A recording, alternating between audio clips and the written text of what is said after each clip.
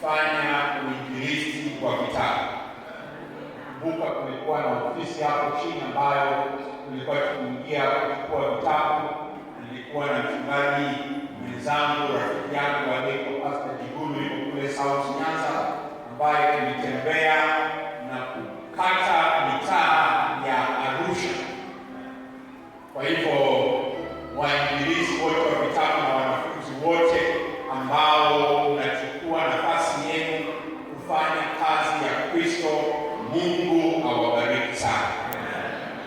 Nipende kuwashukuru pia waimbaji wote mlioko hapa. Najua mchana tutakuwa na muda wa kuimba na ninautamani sana. Pia niwashukuru wapigaji vyombo, mnafanya kazi nzuri sana. Mungu awabariki kwa kazi yenu njema. Fundi mitambo na wote ambao mmefanya ibada yetu ya leo iweze kuwa ibada njema, Mungu awape baraka zake. Niwakaribishe sasa katika neno la Mungu katika wakati huu, na nikualike ufungue Biblia yako katika kitabu cha Wafilipi sura ya 3. Wafilipi sura ya 3 ndipo mahali tutakapo soma neno la Mungu katika wakati huu. Fungua Biblia yako mahali hapo, na nitaanza kusoma ule mstari wa 17. Wafilipi sura ya 3 mstari wa 17. Fungua mahali hapo, ikiwa umefika waweza kusema amina. Basi soma pamoja nami. Ndugu zangu, mnifuate mimi, mkiwatazama wao waendao kwa kufuata mfano tuliowapa ninyi. Maana wengi huenenda, ambao nimewaambieni mara nyingi habari zao, na sasa nawaambia hata kwa machozi, kuwa ni adui za msalaba wa Kristo. Mwisho wao ni uharibifu, Mungu wao ni tumbo, utukufu wao huu katika fedheha yao, waniao mambo ya duniani. Kwa maana sisi wenyeji wetu uko mbinguni, kutoka huko tena tunamtazamia Mwokozi Bwana Yesu Kristo, atakaye kubadilisha mwili wetu wa unyonge mpate kufanana na mwili wake wa utukufu, kwa uweza ule ambao kwa huo aweza hata kuvitisha vitu vyote viwe chini yake. 4:1. Basi za upendo wangu niwaoneao shauku, furaha yangu, taji yangu, hivyo simameni imara katika Bwana, wapenzi wangu. Nizungumze nawe kwa dakika chache juu ya somo linalosema usifuate mfumo.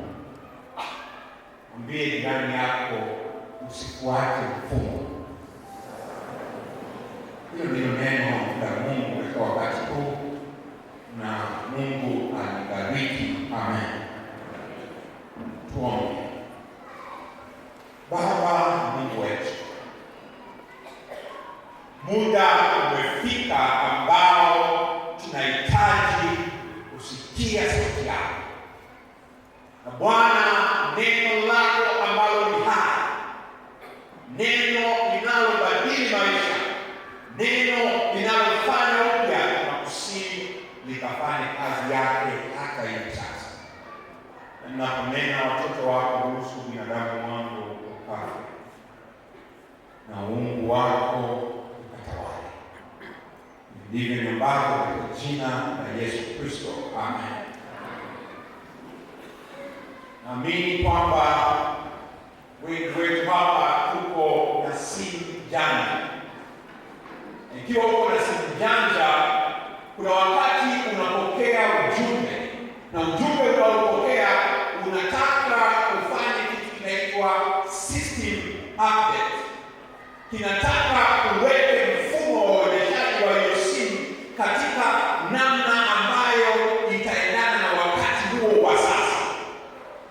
Na mimi wengi wenu ambao unatumia simu umepata ujumbe huo, na utakuwa unaelewa kwamba ukipuuza huo ujumbe, itakachotokea ni kwamba kuna baadhi ya application hazitafanya kazi. Nakumbuka juzi tu katika wiki hii nilikuwa nikienda dukani kununua kitu fulani, nilifika pale dukani nikauliza hicho kitu na wakaniambia kiasi fulani, nikamwambia wanipatie, lakini sikuwa na pesa mfukoni. Kwa hiyo nikasema hebu nipatie namba ya kulipa, na waliponipa nikaingia katika application yangu ya M-Pesa, na nilipokuwa ninajaribu kuifungua inaniambia hauwezi kufanya muamala hadi uweze update simu yako. Na leo ninazungumza katika kile ambacho Paulo aliwaandikia Wafilipi, na hasa kinahusiana na mfumo ambao ulikuwepo wakati wa Paulo, mfumo ambao uko katika dunia tunayoishi leo. Utashuhudia ya kwamba dunia ina namna yake ya kufanya mambo.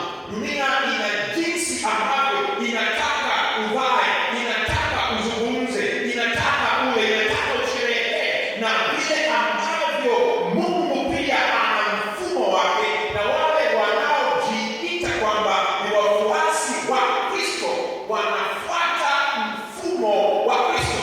Ninataka uelewe kwamba miongoni mwa vitu vya pekee katika Ukristo ama mafanikio ni kuto kufuata mfumo wa ulimwengu huu.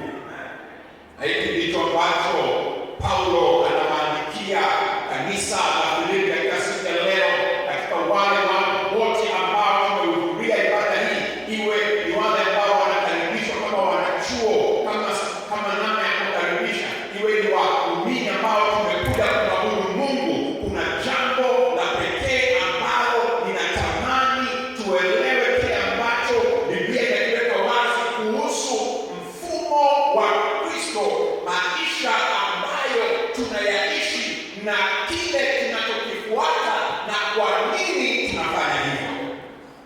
Nilipokuwa nikisoma haya hizi, jambo moja na somo la pekee ambalo nilipata la kwanza ambalo natamani nishiriki pamoja nawe ni kwamba usiige mambo ya ugenini. Usiige mambo ya ugenini. Najua Paulo anapoandikia Wafilipi walikuwa katika mji wa Filipi, ambao mji wa Filipi ilikuwa ni koloni la Kirumi.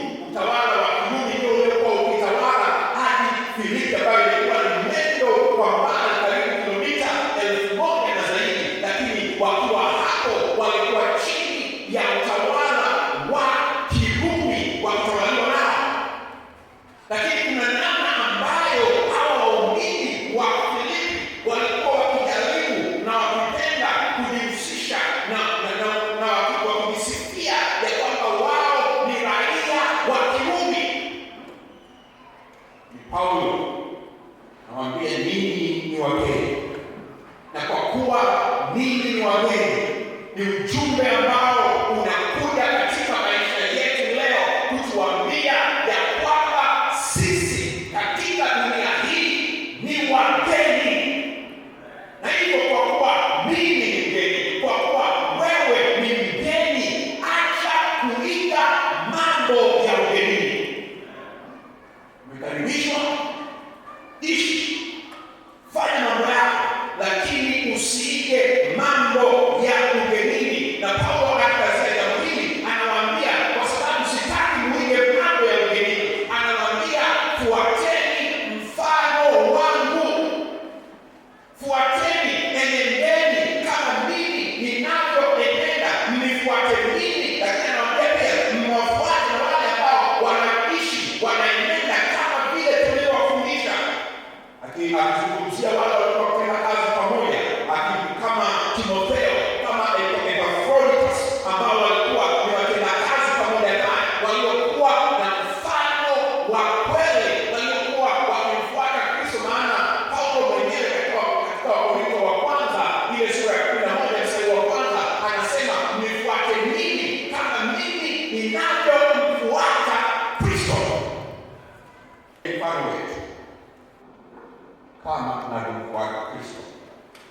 Sijui kama katika kusanyiko hili, sijui kama katika kizazi chetu cha leo, kuna watu ambao wana ujasiri wa kuambia waumini wenzao ya kwamba nifuateni, iga maisha yangu kama mimi ninavyofuata Yesu. Maana sisi ndio tunaoiga dunia.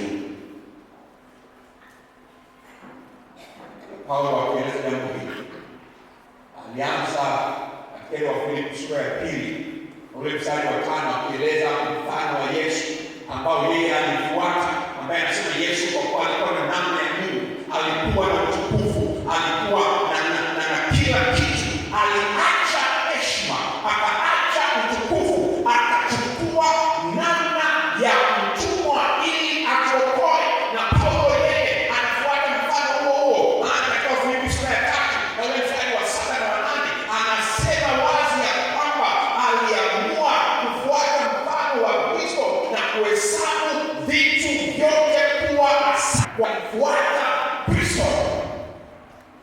Jui kama mifano yetu mifano ya kuigwa.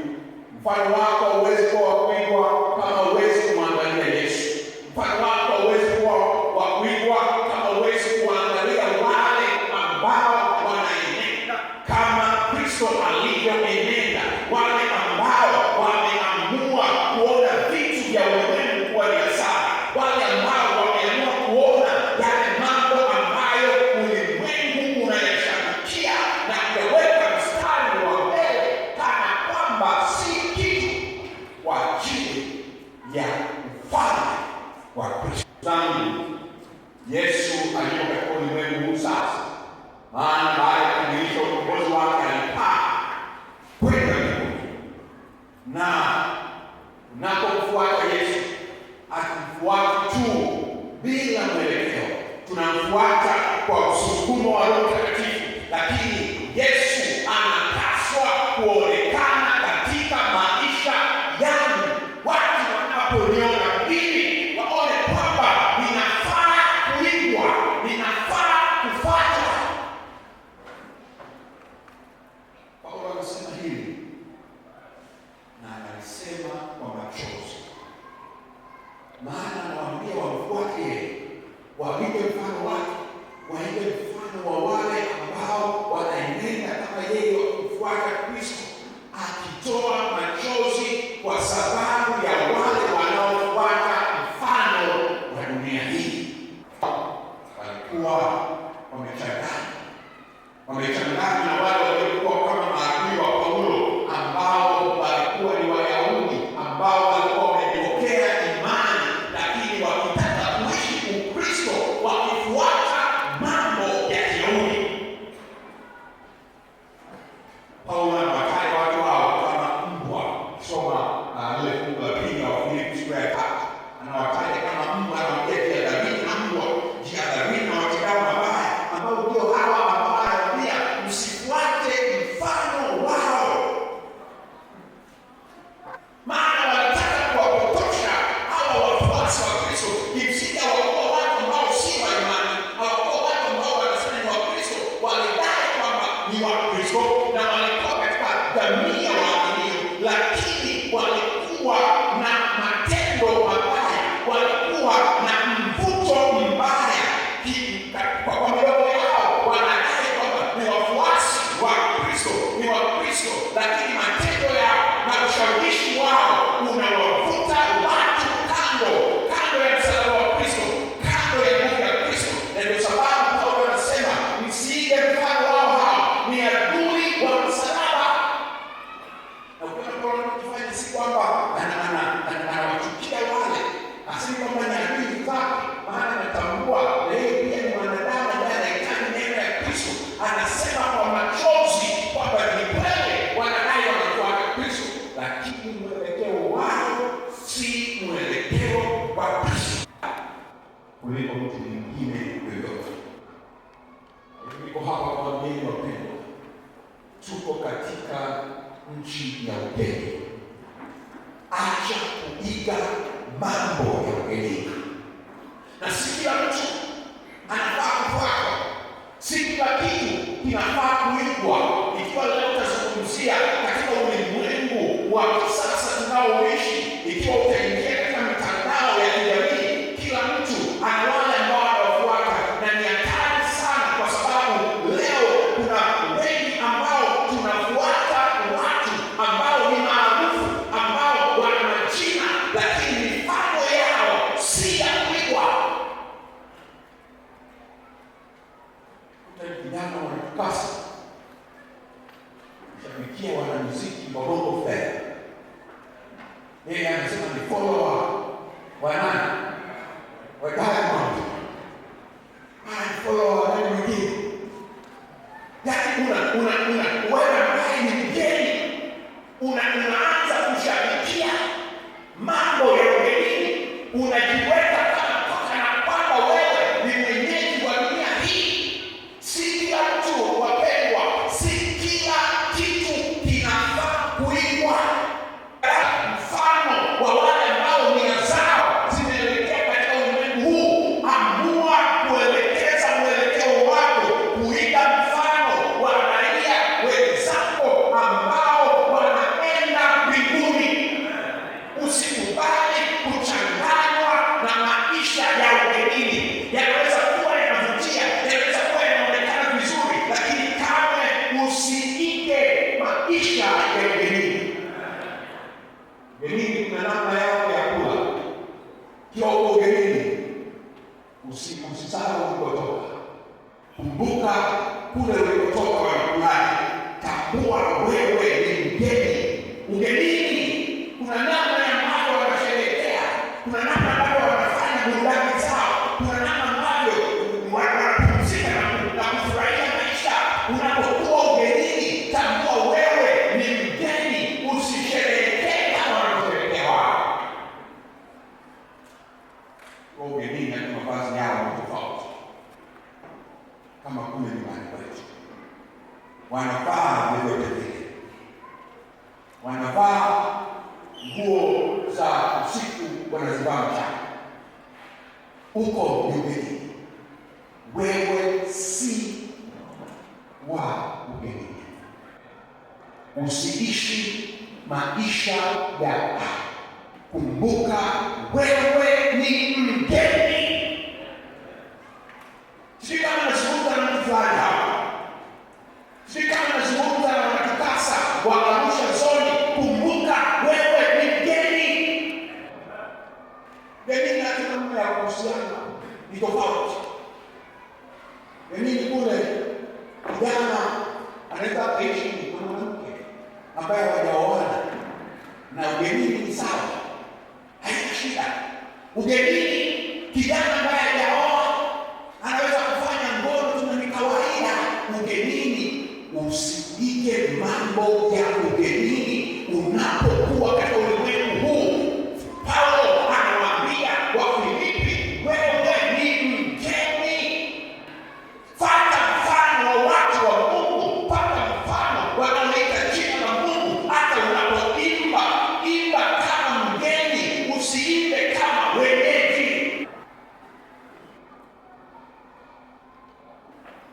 Jambo la pili ambalo kwa nikisoma fungu haya nikuja katika maisha yangu, natamani kushiriki nao pia, kwamba kwa wewe ni mgeni, tambua uraia wako ulipo.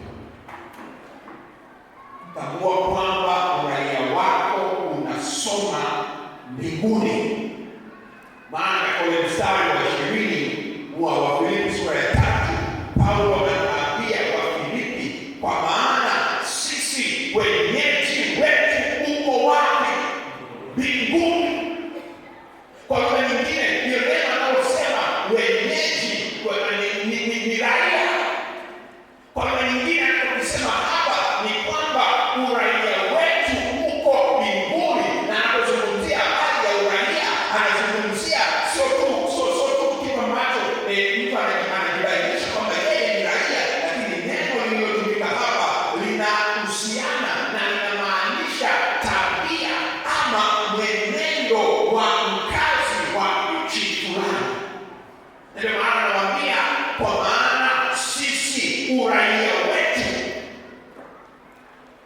ni mbinguni. Na alisema hivi kwa sababu Wafilipi japo walikuwa wanaishi mbali na Rumi, lakini walikuwa chini ya utawala wa Kirumi na walipenda na walifurahia ya kwamba wako chini ya utawala wa Kirumi. Lakini anawaambia pamoja na kwamba Rumi ni taifa kubwa, pamoja na kwamba Rumi ni mji mkubwa, pamoja na kwamba Rumi inapendeza, lakini ninyi si raia wa Rumi, ninyi ni raia wa mbinguni. Jambo nzito sana, kwa sababu niliwataka hawa Wafilipi wachague utiwa kwa dola ya Kirumi, wachague Rumi na mfalme Kaisari kama bwana wao, kama mfalme wao, ama wachague kuwa watii kwa mfalme na serikali ya Kristo. Na nakwambia kwamba uraia wetu ni mbinguni. Tambua ya kwamba hakuna raia bila serikali na hakuna serikali bila mfalme ama bila mtawala. Kuambia kwamba uraia wetu ni mbinguni, kwa lugha nyingine nataka wakielewe ni kwamba wao mfalme na Bwana wao ni Yesu Kristo. Yesu Kristo. Kwa maana utii wao, mwelekeo wao, matamanio yao, nguvu zao, uzalendo wao, kwanza unapaswa kuwa mahali uraia wao ulipo mbinguni. Na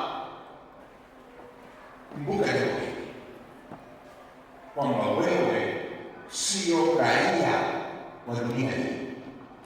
Na unajua katika serikali mbalimbali za dunia hii kuna uraia wa dunia, lakini naupenda sana uraia wa Tanzania. Maana kuwa raia wa Tanzania hairuhusu kuwa na uraia pacha.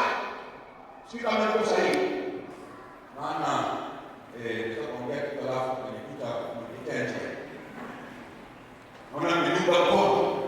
Na inawezekana kuna mjadala kuhusiana na hili, na kuna sababu kwa nini nchi bado inataka kwamba mtu awe raia wa Tanzania pekee, na utakuwa raia mwingine basi mpate uraia wa Tanzania ili mpate uraia wa nchi nyingine. Na ninaamini kwamba miongoni mwa sababu nitaka kuona ya kwamba hawa raia wanakuwa ni wazalendo kwa nchi yao pekee, kuitanguliza mbele, kuilinda nchi yao, kuipenda nchi yao. Lakini hili jambo ni la pekee kwa sababu unapochagua kuwa raia wa mbinguni hauwezi kuwa na uraia pacha.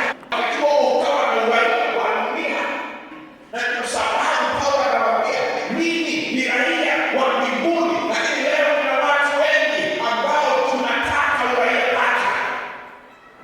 Unataka uhesabike raia wa mbinguni, lakini bado unapenda mambo ya ulimwengu. Lakini Paulo anasema uraia wetu ni mbinguni, na Yesu pekee ndiye mfalme wetu.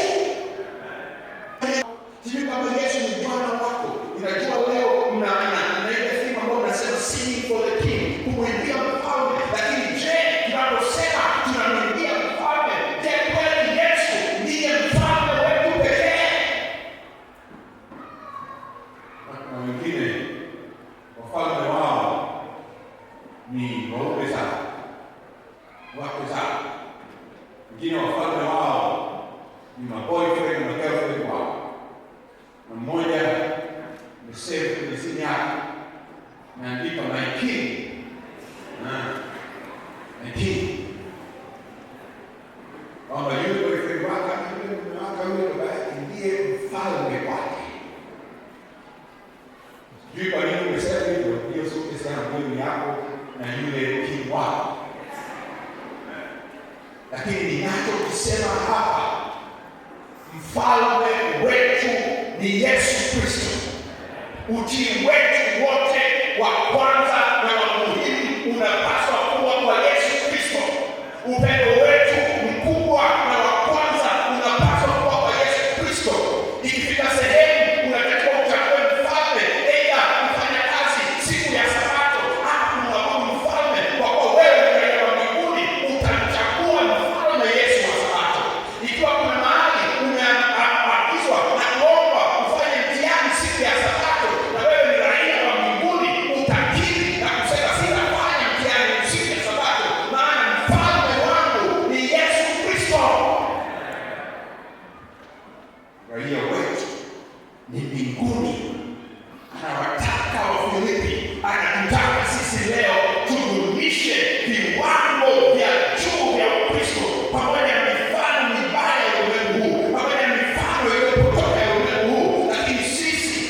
tumeitwa kuinua viwango vya serikali ya mbinguni, maana sisi si wa dunia hii.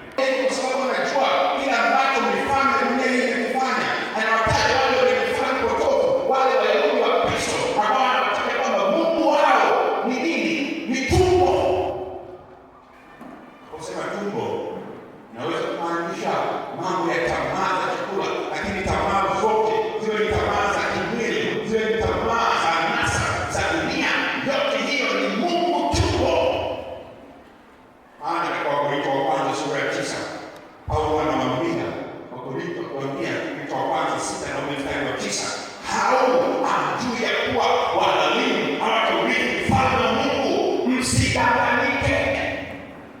Washerati hawataurithi ufalme wa Mungu, wala waabudu sanamu, wala wazinzi, wala wafiraji, wala walawiti, wala wevi, wala watamanifu, wala walevi, wala watukanaji, wala wanyang'anyi hawataurithi ufalme wa Mungu. Maana Mungu wao si Kristo, Mungu wao ni tamaa zao za mwili.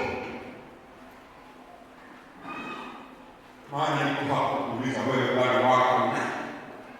Ni kitu gani wanajisifia? Maana anasema wanajisifia, na pia wanajisifia ni fedha. Yale mambo ambayo ni aibu, wao ndio wanajisifia.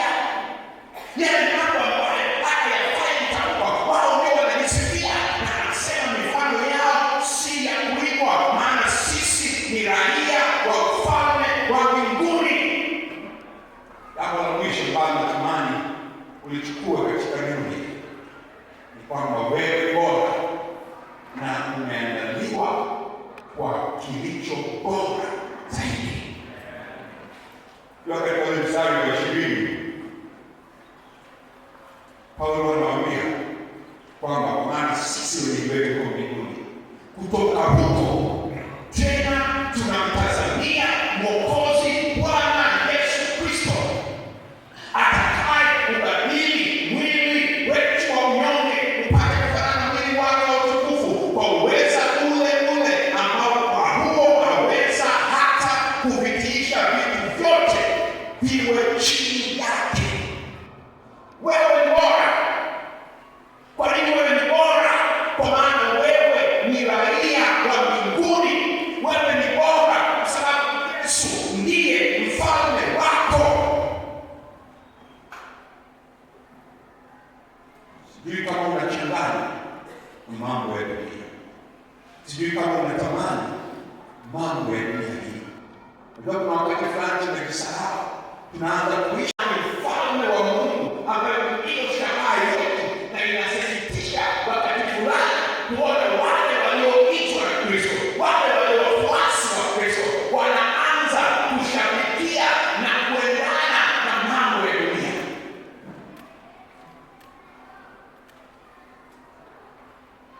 Wanaanza kuweka mambo ya ufalme wa dunia hii na kusahau ya kwamba Mungu ametuandalia mji ulio bora. Kuna wakati tunahangaika, wakati wa Kristo wanapambana siasa za dunia hii. Kuna wakati wa Kristo wanajadili mambo ya siasa ya dunia hii na wanatamani kuona nchi iliyo bora. Lakini nataka niwaambie, hakuna mahali ambapo nchi itakuwa bora kwa kadri tunavyoendelea kuelekea mwisho wa wakati. Mambo yatazidi kuwa mabaya na mabaya zaidi. Sisi bora, tuna nchi iliyo bora. Ni kweli tuko duniani ni wageni, na hakika ni kwamba ukiwa ugenini, kama ugenini uko shwari na wewe maisha yako yatakuwa shwari, lakini haitakuwa shwari siku zote. Kwani jambo la kushangaza kumwona kijana mwenye kukasa yuko katika maandamano anadai haki. Ni kweli tunataka haki. Ni kweli tunataka kuishi katika dunia iliyo bora, lakini nataka niwaambie wewe ni zaidi ya haya unayoyaona katika dunia hii. Usianze kujiingiza na kujiweka katika ulimwengu huu kana kwamba wewe umefika. Tambua ya kwamba Yesu ameandaa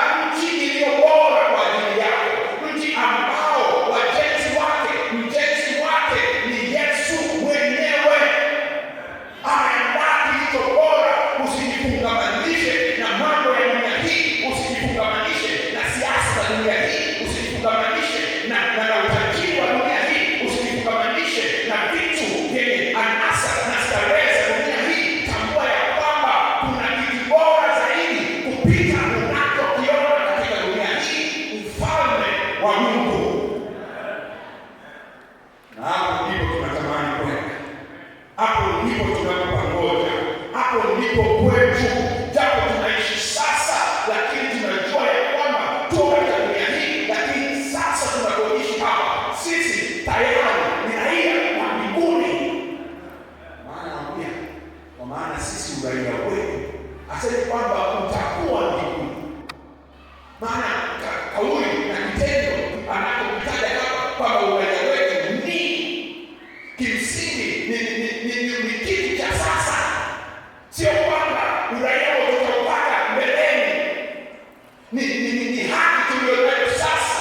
Ni kitu tulichonacho sasa, kwa maana ya kwamba katika ulimwengu huu tunaoishi kwa sasa, sisi hatuhesabiki kama raia. Sisi ni wageni, wenyeji wetu ni mbinguni. Sawa na mtu ambaye ana passport.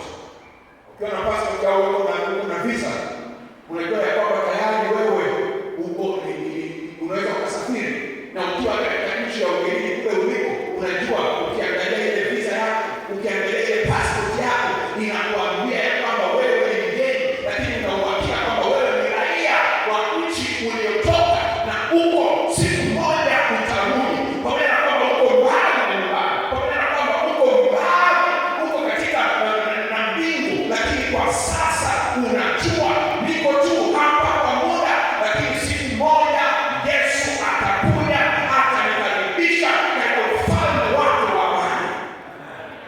Tumaini ambalo wazee wetu walikuwa nalo, walingoja mji ambao Bwana amewaandalia.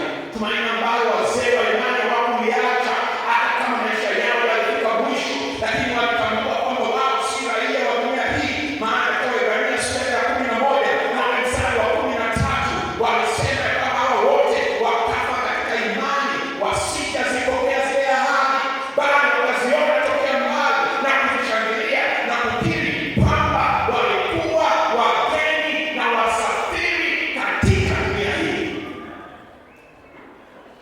Kuja kukumbusha jambo moja, ya kwamba wewe ni mgeni, sio mwenyeji wa dunia hii. Na unapofika mwisho wa somo hili, ninatamani hatima yako isiwe kama hatima ya bwana mmoja aliyeitwa Philip Nolan. Philip Nolan alikuwa ni kisa ambacho kinasimuliwa cha kutunga, ambacho kisa hiki kinasema a man without a country, mtu asiye na nchi. Alikuwa ni kijana tu mdogo ambaye aliishi, na katika maisha yake akiwa kijana alifika sehemu akatukana, akalaani nchi yake, na alipoilaani nchi yake akachukuliwa na kupelekwa katika mahakama. Mahakama ikamhukumu Nolan kifungo cha baharini. Hiki ilikuwa ni kifungo ambacho kwamba maisha yake yote atakuwa akiishi baharini katika meli, bila kupata taarifa za nyumbani kwake, bila kujua nchi yake inaendeleaje, bila kujua chochote kuhusiana na nyumbani. Na kwa miaka 56 Nolan aliishi maisha akihama meli moja kwenda meli nyingine, kutoka bahari kwenda bahari. Maisha yake yote akafa baharini, akazikwa baharini. Mtu asiyekuwa na nchi. Wewe si mtu usiyekuwa na nchi. Mimi si mtu nisiyekuwa na nchi. Ninakuja kukwambia jambo moja, ya kwamba wewe ni mgeni. Raia wako uko mbinguni. Hauna raia pacha, uraia wako ni mbinguni. Unapoishi, kumbuka wewe ni mgeni. Unapovaa, kumbuka wewe ni mgeni. Unaposherehekea na kurudika, kumbuka wewe ni mgeni. Usifuate mfumo. Unapotafuta